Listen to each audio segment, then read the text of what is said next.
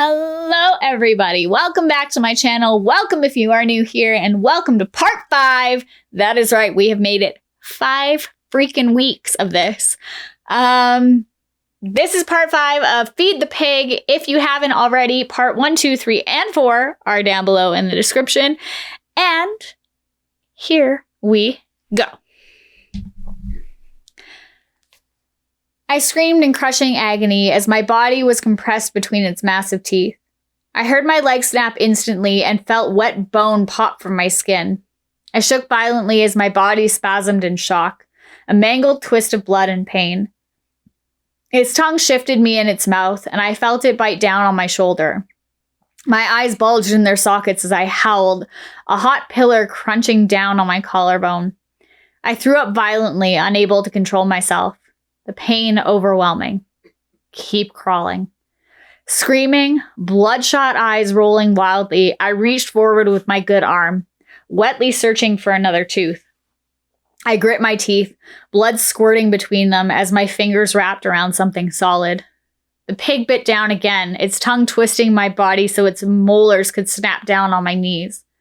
The pain brought darkness, but my howling screams forced my eyes to remain open. Jesus, make it stop, I bellowed, my trembling hand still gripping the tooth ahead of me. Please make it fucking stop. I ground my teeth together so hard they cracked, screaming as I slowly pulled my body deeper into the mouth. Something was changing. The tight walls of its throat squeezed my head, and I realized I was almost through. Come on, you motherfucker, come on, I begged, vocal cords cracking. I reached ahead of me and grabbed onto a thick wad of flesh. My head felt like I was splitting, and the pig bit down on me again. I gasped, blood exploding from my mouth in a great gush of red. It had pierced through my stomach, obliterating my insides like bloated noodles. Darkness rushed in on me, and I was in too much shock to even scream.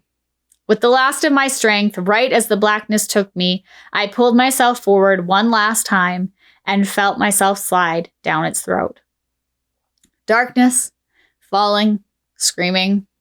I was screaming. Heat. Heat so intense I thought I would melt.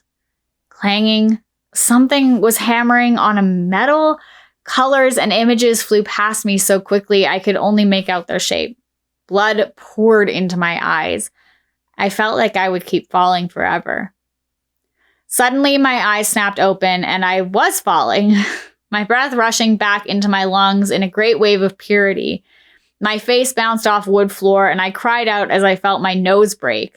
I tasted blood and saw stars. I had stopped falling. There was a ring of burning fire around my throat, and I felt impossibly thirsty. I was lying on the floor. Slowly, I opened my eyes again, and the darkness began to fade like morning mist under a hot sun. Colors blended together and shapes came into focus. I was in my woodshed. I reached up around my throat and grasped at the source of the heat. It was the rope I had hung myself with, but now it was severed, releasing me from the grip of death. Relief rolled over in me in overwhelming waves of thanks. I curled up on the floor and sobbed, tears dripping from my eyes onto the dirty floor. My body shook unbroken as I wept, wet hoarse cries rising from my quivering lips. I had been spared. I was alive again. From my spot on the floor, I turned my eyes upward, my voice cracking. Thank you, God. Oh, thank you. I fell into another fit of uncontrollable sobbing. I promise I won't waste my life again. I promise I'll make things right. I'll fix everything. I don't know how long it was before I got up. Time seemed to stretch for eternity. My mind refused to rebuild, the horrors of what I had just witnessed crushing me. But I knew I would do everything I could to make the most out of my life. I was going to live every day to the fullest. I would devote myself to helping others in dark times. I would reach out to as many suicidals as I could and try to save them from what awaited on the other side. I didn't want anyone else to have to witness the horrors of suicide.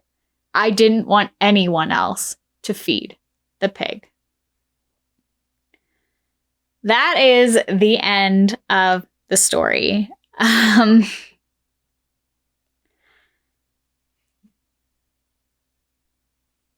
yeah.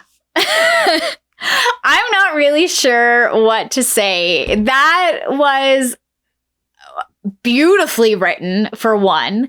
I give major and mad props to the writer of that story. It is amazing.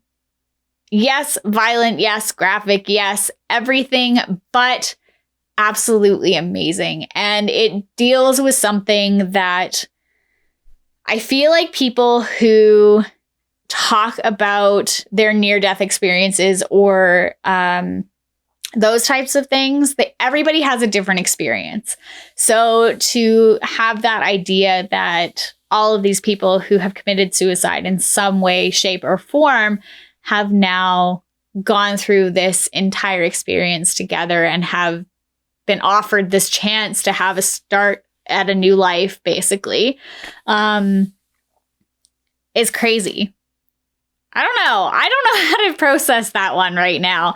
I really liked it. I'm really glad that my roommate actually encouraged me to read this for you guys and read it for myself, because I hadn't before this, but she had talked about it a lot. So I'm so happy that I read this. Yeah. Let me know what you guys thought down below in the comment section, and let me know if there are any other stories out there that I should touch on. I really like doing this kind of stuff. I really like the dark and the gruesome and the scary and what have you. So yeah, please do let me know if there's anything else I should read. Any more creepy, crawly, scary stories in the interwebs. And yeah. If you haven't already, please give this video a big thumbs up. It makes me so happy when you do. Don't forget to hit the subscribe button, turn on the notifications, share with your friends, family, and neighbors. And I cannot wait to see you guys in the next video.